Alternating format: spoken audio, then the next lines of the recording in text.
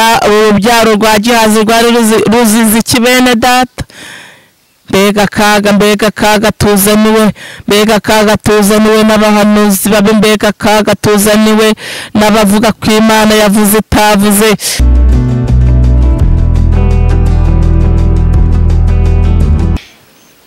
Murebe urukundo rukomeye cyane twahawe n'Imana ihoraho, twahinduwe abana b'Imana ihoraho, dukwiye kubana amahoro, tuzanezerwa cyane mu ijuru, tuzaririmbana n'abera, tuzambika ikuzo muri urwo rukundo, nta marira azaba mu ijuru, tuzanezerwa cyane mu ijuru, tuzaririmbana n'abera, tuzambika ikuzo muri urwo rukundo, nta marira azaba mu ijuru. Utugirira ubuntu Mana ihoraho mu rugendo rwacu dufite, utwoherereze umugisha mukiza, tubashe kukumenya Mana, tuzanezerwa cyane mu ijuru, tuzaririmbana n'abera, tuzambikwa ikuzo muri urwo rukundo, nta marira azaba mu ijuru. Sishaka gukorera abami babiri, niko gukunda isi n'ijuru. Hariho abakunda ubutunzi bwo mu isi, bakaburutisha ubw'ijuru, tuzanezerwa cyane mu ijuru, tuzaririmbana n'abera we, tuzambikwa ikuzo muri urwo rukundo, nta marira azaba mu ijuru. Hariho abahamya b'urupfu rwa Yesu, nibo barungurutse mu mva, Yesu ubwo yamaraga kuzuka mu mva, hanyuma yagiye mu ijuru, tuzanezerwa cyane mu ijuru, tuzaririmbana n'abera, tuzambikwa ikuzo muri urwo rukundo, nta marira azaba mu ijuru. Haleluya, haleluya, haleluya. Imana ishimwe, Imana yamamare, Imana itugirire neza. Haleluya, haleluya, haleluya. Ndagushuhuje wowe ukurikiye Ndengera TV 1, wowe nkurikirana uko bwije nuko bukeye. Ndagushimye wakoze subscribe, ndagushishikariza aho utarayikora kugira ngo wibuke rwose ukandaho ngaho kukazogera, kugira ngo ikiganiro cyose kizajya gica ahangaha kizajya kikugeraho, tubashe kubana mu munezero wa data. Mana nishimwe, iyumve mwikaze wo nkurikiye, uri hano mu Rwanda, uri hanze y'u Rwanda, abari Amerika, hano hirya Bugande, i Burundi, nshuti zanjye ziri Burundi ndabashuhuje, ndabakunda cyane. Wowe uri Burayi, uri ku mugabane wa Aziya, hirya no hino ku isi, ndabahobeye yambi. Mana nitugirire neza. Aya masaha y'iki gitondo ntutangazwe cyane n'impamvu ndanga, hari impamvu najanga. Uko uraza gukurikirana icyigisho cy'uyu munsi uraza kugenda ubyumva. Ijambo nzanye rifite titire umutwe w'amagambo uvuga ngo mbese wibiye kangahe. Ijambo kwibira ni Ikinyarwanda, hari abavuga kwibira, hari abavuga kwinama, kwinaza, ariko kwibira ni uburyo bwo kwinjira mu mazi, amazi akakurengera. Hanyuma iri jambo kwibira cyangwa ijambo risobanura, hari aho risobanura umubatizo, bisobanura kwinjira hasi mu mazi, ariko wanazamukayo bigasobanura guhambanwa na Kristo. Imana iruta ibigirwamana byose byo mu isi. Kurikira Imana kandi uyikurikire udakebakeba, kandi uyikurikire nta kindi wishingikirijeho, kuko Imana irihagije bene data. Maze umwami aramubwira ati kurikira uwo muhanuzi. Arangije aramubwira ati gahunda rero iriho, nta paracetamol ndi buguhe, nta byatsi ndi bukuvugutire, ntago ndi buguhe kwa Aritemu, nta miti ya kizungu ndi buguhe, ahubwo gahunda iriho ni uko ugiye kumanuka ukajya kuri Yorodani ukibura inshuro zingahe? 7. Mugabo w'ingabo ataka ntagasuzuguro ati niko se wa muntu w'Imana, atubguza inzuzi zari ziri iwacu nsizeyo. Iwacu hari amapisine, iwacu hari inzuzi nziza zubakiye zimeze neza, ugute mwaza kunsuzugurisha inahangaha ngo nimbye kuvuga muri ari amazi iwanyu wasanga yari ibiziba nkaya ngaya nicayeho. Ariko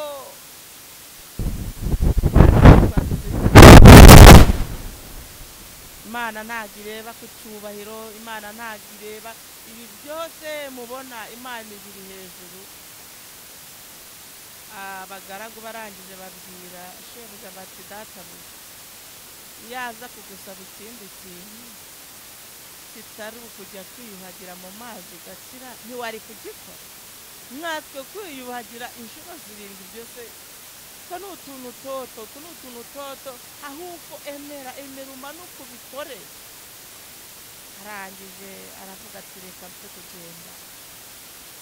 Mana yo mu ijuru nikugirire neza, jya wemera uce bugufi, jya wemera uce bugufi. Mu guca bugufi hari imivanga, mu guca bugufi harimo gukira indwara zananiranye, mu guca bugufi harimo kubona amahoro wari warabuze, mu guca bugufi hari gukira ibikomere byari byarakumugaje. Mu guca bugufi tujya duhinduka abasore, tujya duhinduka inkumi twarazinze iminkanyari. Mu guca bugufi muri iyi Mana harimo ubuzima bwa none ndetse n'ubw'ejo hazaza. Mana nikurengere, gabanya ibintu byo kuzamura ibyubahiro. Cyubahiro ntacyo kimaze bene data, cyubahiro ni icy'akanya gato. Ngo ariko Namani hagira guca arabyumva, Namani harabyumva, haramanuka gake, haragenda, haramanuka, haravuga ati ndagiye. N'ubundi niho hahandi hanjye ndabona urupfu runyegereye. Agenda aseta ibirenge ariko aragenda. Uku niko nawe waje, uza bagukurura ariko uraza, uza bagukurura barakubwira ati genda. Ku munsi wa mbere urabyemera uraza, nubwo bagukuruye ariko waraje. Hanyuma Namani haza nabi ariko haraza hagera muri Yorodani araza yigeramo, atangira kwibaza ukuntu ari buyigeremo, ariko aravuga ati ndemeye, haravuga ati ubu ndabyemeye nta kundi. Nuko nawe waje uravuga uti nubwo ngiye kujya nterana ariko sinzabatizwa. Hashize iminsi uravuga uti reka nemere mbikore. Ariko Namani aragenda ku munsi wa mbere aravuga ati ngiye kwemera mbikore. Mana ikugirire neza. Maze Namani arinama.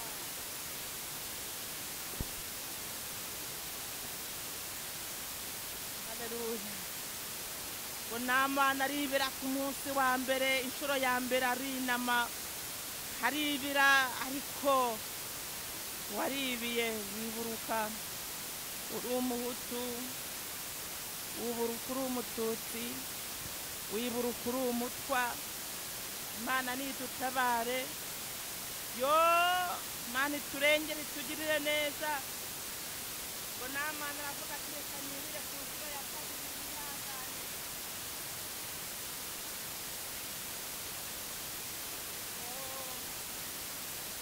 aribira ku nshuro ya kabiri ariko yuburuka ari umuzigaba yuburuka ari umwega ati nyamara burya twebwe abasinga n'abacyaba nta muntu ujya utuvugiramo ubwo mperutse kubatizwa burya undebye nabi nagusura ati ngewe nuruka inyuma y'ishyamba nambutse Nyabarongo nta muntu twazanye ndakwiyamye kandi ni umuririmbyi ariko yibiye kabiri abantu bagiye bibira ntibibira karindwi ibyo ngibyo uzajya uzasangana inshuro ya gatatu aravuga ati reka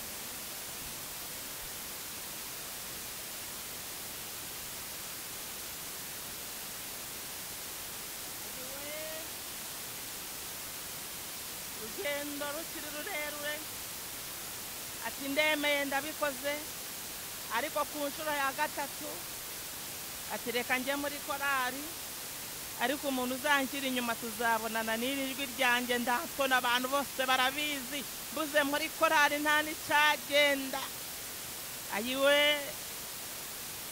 ufite abantu bibiye gatatu ariko ukaba utamukandagira muri korari ngo bivemo igihe mujya musirimba neza wagira ngo nta n'amaso mugira ubundi murareba wibiye gatatu haracyabura izindi nshuro enye aravuga ati reka nibire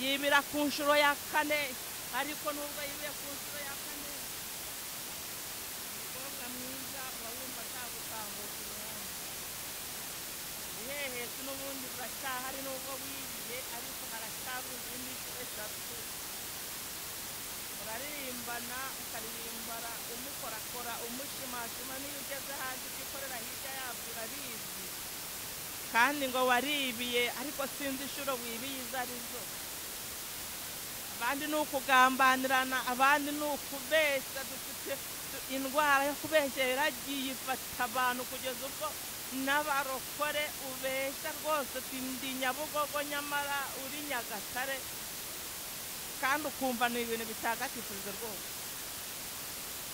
yo mani turengere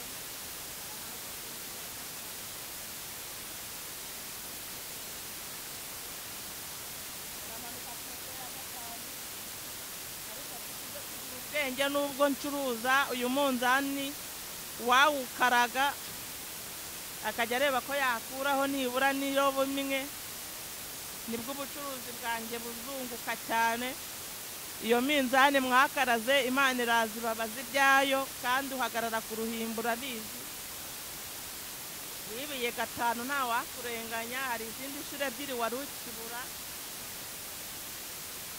Mani dutabare aravuga ati reka nibire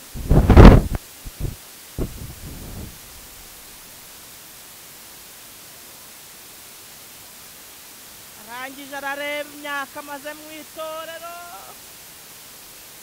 siko naje bambwira ko aha hari abagabo n'abandi b'ubusa nk'abamaze imyaka 35 ndi umukobwa naririnze nabuze n'uwambwira ejo teme n'umbwiye umushinga w'ubukwe ejo nshiduka yabishingutsemo none Mana ndagiye kukuvaho imyaka mazemo ni myinshi ngiye gushaka byibura n'uwanera inda nibura nibyarira n'uwo mu rugo uzasazisha ibi bintu ndabirambiwe nyamara n'ubwo urambiwe haburaga ishuri imwe kugira ngo Yesu akweze neza uyu murwayi wari umaze imyaka 38 ku kidendezi iyaza kwibeshaho gatoya akarambirwa hasigaye umwe yaza kugenda ku myaka 37 yarahuye n'umwaka bene data yarihanganye ararambika yarihanganye aravuga ati nishaka nzaba umusaza ntabwo navangaha Imana itangiriye neza ntabwo navangaha nakize ubumuga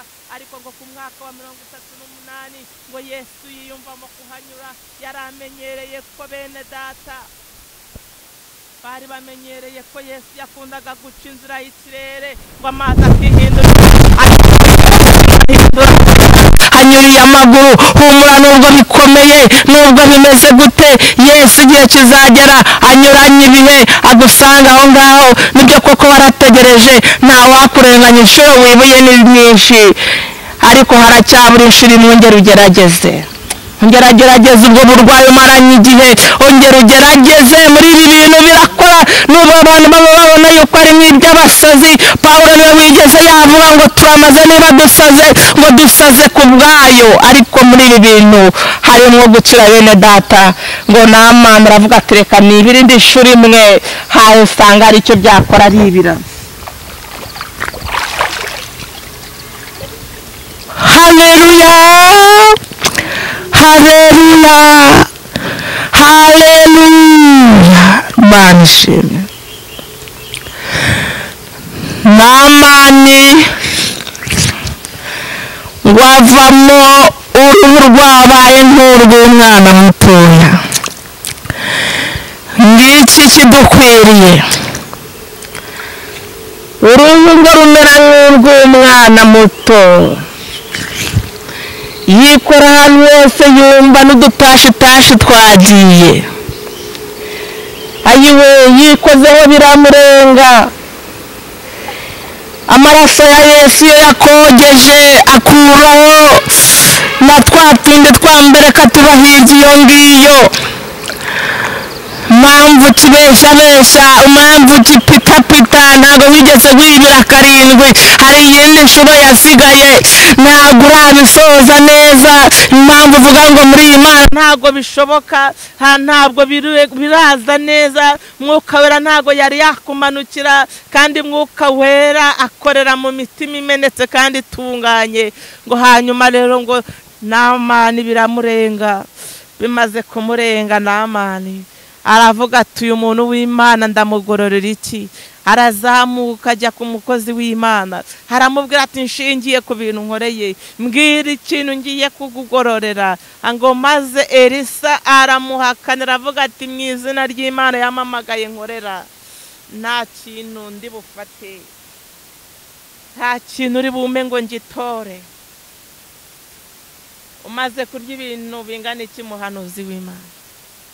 Umaze unafata nibyo ko hari n'ibyo wagiye ufata n'izo ndwara zitanakize byibura, ko wagiye ubeshera abantu ku matelefone ngo nibohereze amafaranga ubone ubasengere, insengero zigifunguye, ko wajyaga kuvuga ivugabutumwa ukabanza kwaka n'itiki. Hari n'ababanza guhamagara ngo murama ngahe mbone nze. Umaze kurya amafaranga angana iki? Hanyuma Elisa aravuga atoya, nta kintu ndi bufate. Ariko ngo akaba yari afite umukozi bakoranaga witwa Gihazi. Uyu Gihazi arangije aravuga ati ariko bosi rwose yakabye akaba umuswa, ataye amafaranga yanjye icati bibiguza byanjye iki? Ngo maze aca ruhinga. Na nyuma igihe uyu muntu yari agiye witwa Elisa, ariko nyiri aho ngaho Elisa aramubwira ati rero ubwo byibura wanze biguzi nguhaye, namaze kwemera ko muri Isirayeli harimo Imana, none ndakwinginze fata itaka rya mu gihugu cy'iwanyu urimereze nditekere ndijyane, ubwo abandi bo mu gihugu cy'iwacu bazaba bari kuramya ibigirwamana, ngewe nzajya mfatira itaka ry'iwanyu maze ndipfukameho, nongere ndamye Imana yo muri iki gihugu, nongere ndamye Imana inkoreye imirimo n'ibitangaza. Imana yo mu ijuru niturengere. Dufite abantu Imana yagiriye neza, ibaha urubyaro yari bari bararubuze, ibakiza indwara zari zarananiranye, ariko baheruka gusenga uwo munsi, baheruka kwiyiriza ubusa uwo munsi, baheruka aho bakuye ibisubizo baheruka uwo munsi.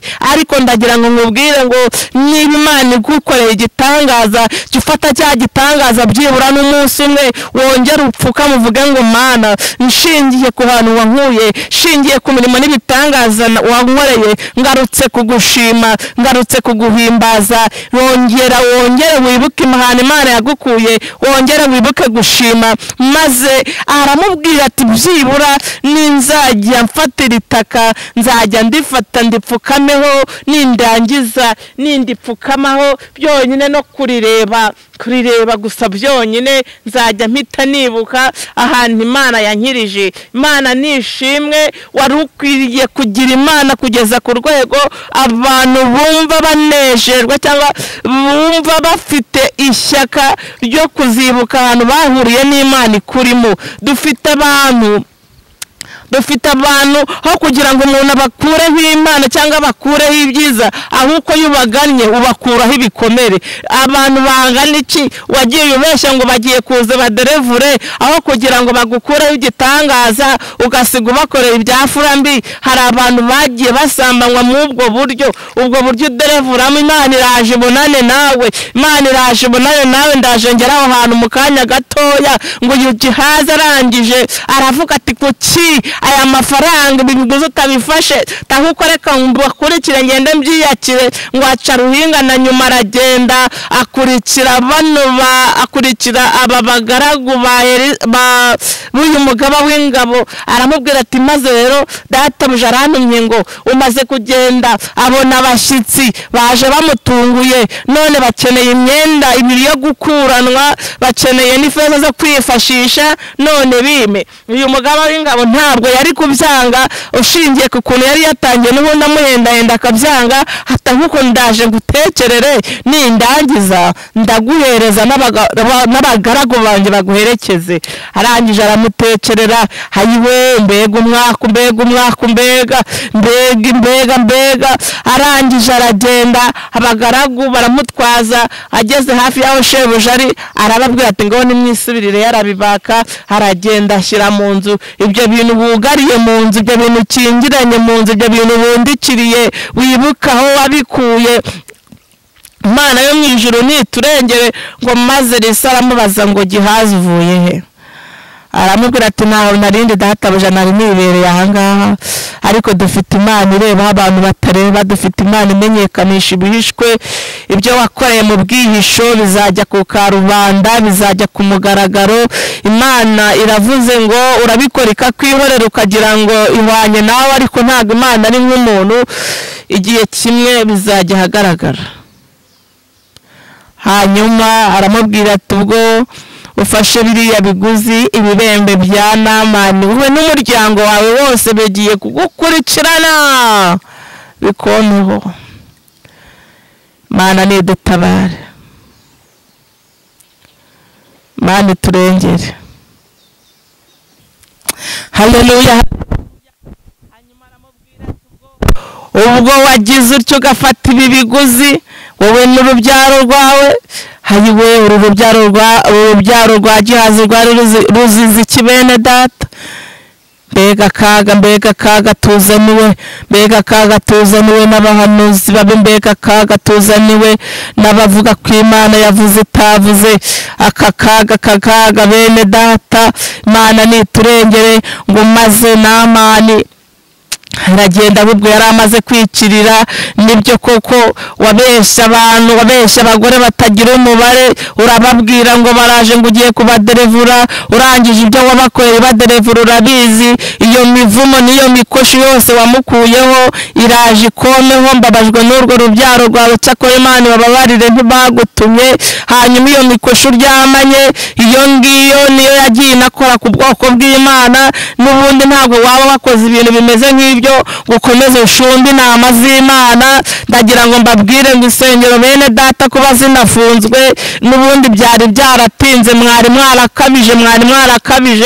Gihazi we, ba Gihazi muriyumva, nimwe mudukozeho. Ubu butayu twajyaga gusenga, ubutayu ubusanzwe nibwari bubi. Yesu yashakaga imbaraga, yajyaga mu butayu. Mose yashakaga kuvugana n'Imana, yazamukaga umusozi. Ariko mugiye kubyica ba Gihazi, mutangira kuzamura kamera ngo mugiye kugaragaza uko muzura abantu n'uburyo mutanga abana. Muzamura za kamera mujya gutanga publicité. Yo ba Gihazi mudukozeho. Gihazi nguyu ni umuco yari yarasanganywe no kuva kera. Igihe kimwe Elisa yari yarigeze abuhanurira umugore w'Ishunemu akamubwira ngo ugiye kuzabona umwana w'umuhungu akamubona. Uyu mugore ngo hari igihe cyageze uyu mwana aza kwitaba Imana, ngo amaze kwitaba Imana uyu mubyeyi aravuga ati maze uyu mwana ahantu namukuye ndahazi. Jya wibuka naho wakuye ibisubizo, ariko jya uhibuka, jya wibuka ahantu wakuye bizinesi. Nubona bitangiye gucumbagira usubire ku mafata Imana ko iyi bizinesi wari warayivuze ko ari wowe wari waramaye ubu bucuruzi, none bikaba bitangiye kwanga. Bimeze gute? Jya kubaza amakuru. Ariko niba warabiforoze, niba waratanze ruswa, niba hari ukuntu wabigenje nyine, ubwo ntawe uzabariza. Ariko ikintu cyavuye kuri iyi Mana kigirana gikurikirana. Mana nishimye kandi himbazwe burundu. Ngo maze uyu mugore agira ubwenge bukomeye, aravuga ati reka njye kureba Elisa, na kare niwe wari waratumye mbona uyu mwana, none ndabona apfuye. Arorosa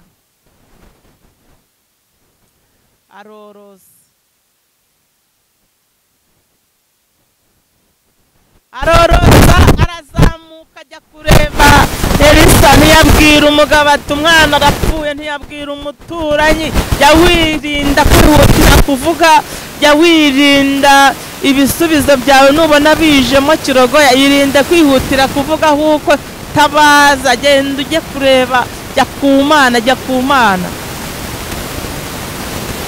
Arangije aragenda, ageze Elisa aramubwira ati irukange jyana na Gihazi. Gihazi fata iyi nkoni uyifata ugende inzira imwe. Dufite abantu Imana yahaye kondisiyo, ibabwira inzira bagenderamo, ariko barangije batangira kugenda batambika ibirenge. Nyamara mugati genda inzira imwe. Iyi nkoni ukimara kuyifata uragenda wihuta, nta muntu uri buvugisha mu nzira.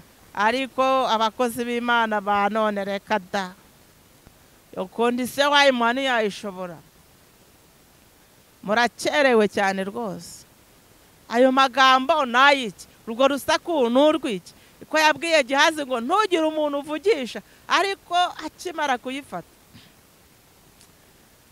Haleluya.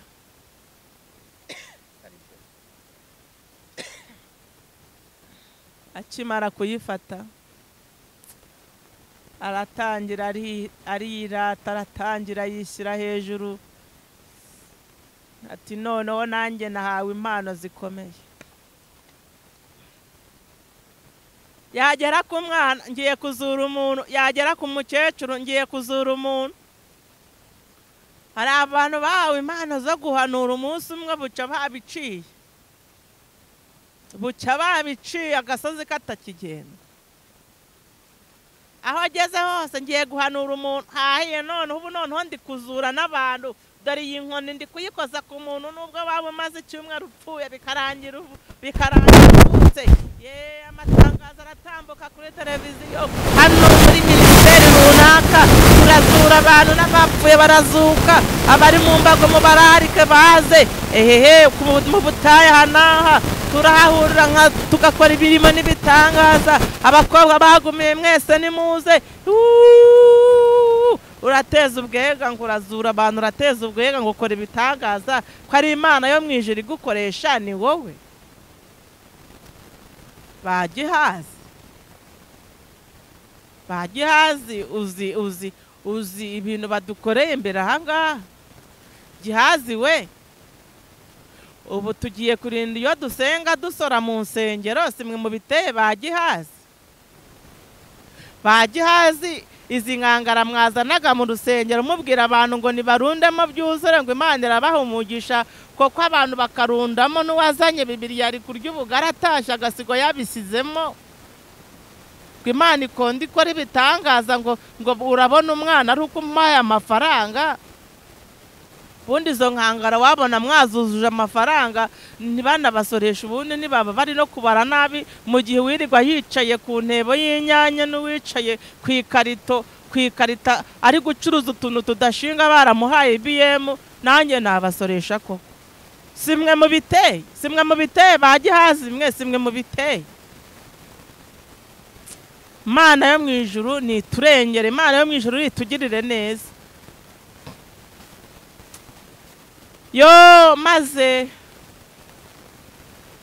Gihazi abuko nyine abuko yabaye, ingaruka nyinshi tuzajya tubona aho nta mukozi w'Imana ukizerwa.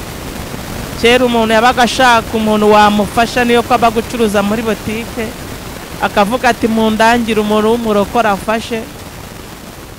Ariko dusigaye dutinya no kugenda tuvuga ko turi abarokore. Nta muntu ukitwizana ngo turabesikoro, ngo turabateka muto.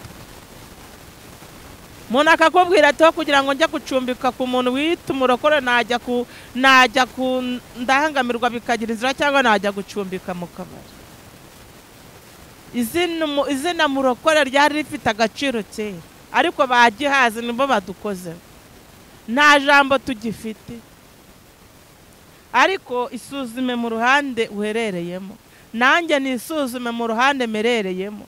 Nanjye iri kubabwira ntago ndi intungane, ariko hari impamvu yabiteye. Kimwe, wibiye kangahe? Se waribiye uzamuka ute? Hari agatabo nasomye karimo amagambo avuga ngo burya kubatizwa usibye ikimenyetso nko guhamanwa na Yesu Kristo ukazukanwa nawe, ngo burya aya mazi batwibizamo ba pasiteri do aya mazi ngo usibye no kugira ngo abe yatuvanaho ibyaha, ngo nta nubwo n'imbyiro zatuva ku mubiri. N'ikimenyimenyi ubu ngubu uko nagiye muri aya mazi sa ntacyo nahindutseho, usibye ko ndibuze kuza gufata agasabune n'icyangwe nkikuba neza. Aya mazi rwose usibye ikimenyetso nta kintu na kimwe amaze, utaza kuvuga ngo kuba barayakudumbagujemo ngo bakongera bakakwinura ngo nibwo wakijije. Ahubwo usabwa kwibira neza, ugasaba Yesu akakwinjiramo neza, akaguhindura mushyashya. Ko wabatijwe nibura ni ikihe kintu cyahindutse muri wowe mbere y'uko ubatizwa? Umuntu akavuga ati runaka yarakijijwe. Uri gutangirwa ubuhamya n'abantu bangahe? Mana niturengere, Mana nitugirire neza, Mana nidutabare. Ni muri ubwo buryo nakoreye ikiganiro mwahangaha. Ntubirebe nka geste gusa, ntubibone nk'agatwiko, ntubibone nko kugira ngo wirebere gusa, ahubwo wowe muri wowe bigira ikintu bigusigira. Hanyuma rero bakundwa bene data, message nari mfite yari iyo kubwira abantu ngo wisuzume mu ruhande rwawe, urebe niba nta bibembe ugendana. Yesu Kristo wagiye ku musaraba akabambwa rimwe gusa, uwo ngo niwe wenyine uzadukuraho ibibembe, byaba ibibembe by'ibyaha, byaba ibibembe by'ubutindi, byaba ibibembe by'ubumuga bwatumugaje, byaba ibibembe by'uburwayi, byaba ibibembe by'ubukene bukabije, ibibembe byo gukora ugahomba, ibibembe byo kubura urubyaro abandi bajya mu kuringaniza, ibibembe byo kubura ababyeyi, ibibembe byo kuba imfubyi, ibibembe byo kugumirwa bene data. Birababaza, ariko nta wundi muti wenyine usibye kwemerera Yesu. We wenyine, aya maraso ya Yesu ashushanya aya mazi nicayemo, aya ngaya niyo yonyine wogamo, akakoza, akakunogereza, agakuraho n'umwanda wari wo wose, agakuraho n'inkovu zigasibangana. Nangiye umureba, kera nari mfite ibikomere, kera nari mfite umubabaro, nibazaga ukuntu umuntu yaseka, nkumva n'inzozi ku buzima bwanjye, nkumva sinzaseka. Igihe nari mfite ibiro 38, nagenda ukagira ngo ndaza, umuyaga wahuha ngafata igiti. Ariko Yesu ujya ukuraho ibibembe, agakuraho ibibembe by'ibyaha, adasize n'ibibembe byo muri ubu buzima. Yesu igihe kimwe mpura nawe, ndavuga Yesu nabonye, ntago mvuga Yesu ntabonye. Ntago wavuga Yesu gutya uri kuvuga uwo wabonye, uwo wabwiwe n'abandi. Jewe naramubonye mwikoreraho, kandi Yesu arakiza, kandi Yesu arakiza. Gira abantu nka 2 cyangwa nka 3 ubwira ngo Yesu arakiza, Yesu arakiza, Yesu arakiza.